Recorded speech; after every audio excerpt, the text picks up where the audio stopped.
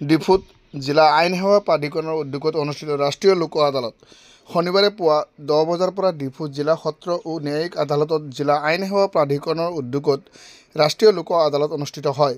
জিলা আইন সেৱা প্ৰাধিকৰণৰ সচিব ইকবাল আলম ফানাজিৰ উপস্থিতিত প্ৰাক মামলা হিচাপে বিভিন্ন বেংক আৰু বিত্তীয় প্ৰতিষ্ঠানৰ 1174টা, বিদ্যুৎ বিভাগৰ 388টা আৰু BSNLৰ 83টা গোচৰ শুনানিৰ বাবে গ্ৰহণ কৰা হয়।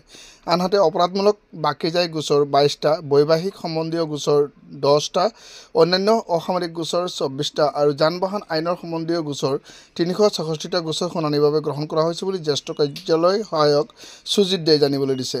জিলা আইন সেৱা প্ৰাধিকৰণৰ পৰা জানিব পৰা অনুসৰি আজি অনুষ্ঠিত লোক আদালতত 2078টা বিভিন্ন গোচৰ শুনানিৰ বাবে গ্ৰহণ কৰি 303টা গোচৰৰ নিষ্পত্তিকৰণ কৰা হয়।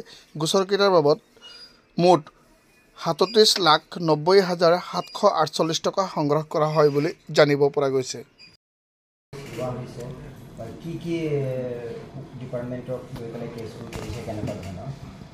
হয়, আজি আমাৰ নেশ্যনেল লিগেল সাৰ্ভিস অথৰিটিৰ এক্টিভিটি ক্যালেণ্ডাৰ মতে আমি সমগ্ৰ দেশৰ লগতে ডিফু জুডিচিয়াৰীটো আমি লোক আদালত আয়োজন কৰিছোঁ। সেই লোক আদালতত আমি প্ৰি লিটিগেশ্যন মেটাৰ আৰু কোৰ্টত চলি থকা মামলাবোৰ মানে পেণ্ডিং কেছবিলাকো আমি লোক আদালতত লৈছোঁ। যিবিলাক আপোচ মীমাংসা কৰিব পৰা যায় কম্পাউণ্ডেবল ক্ৰিমিনেল কেছ সেইবিলাক আমি লৈছোঁ আৰু চিভিল কেছো কম্পাউণ্ড চিভিল কেছবিলাকো আমি লৈছোঁ। তাৰ লগতে প্ৰি লিটিগেশ্যন কেছ গতিকে বেংকৰ লোনৰ মামলাবিলাক, অনাদায়ী লোক বেংকৰ মামলা, ইলেক্ট্ৰিচিটি বিল বিষয়ত মামলা আৰু BSNLৰ বিল বিষয়ৰ যিবিলাক অভিযোগ আছে সেইবিলাক আমাৰ লোক আদালতত নিষ্পত্তিৰ কাৰণে লোৱা হৈছে।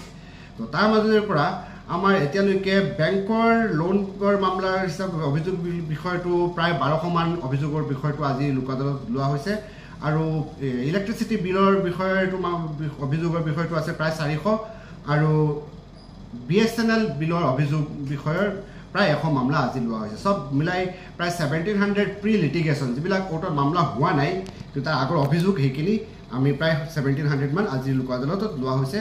আৰু কোৰ্টত বিচৰাধীন মামলা যেনেকৈ যিবিলাক কৈছোঁ মই কম্পাউণ্ডেবল ক্ৰিমিনেল কেছ আপোচ মীমাংসাযোগ্য ক্ৰিমিনেল মামলা অপৰাধবিলাক আৰু চিভিলবিলাক জাগা মাটিৰ কেছ, টকাৰ পইচাৰ কেছ আৰু যিবিলাক MB এক্ট ট্ৰাফিক চালান এইবিলাক কেছো আজি লোৱা হৈছে।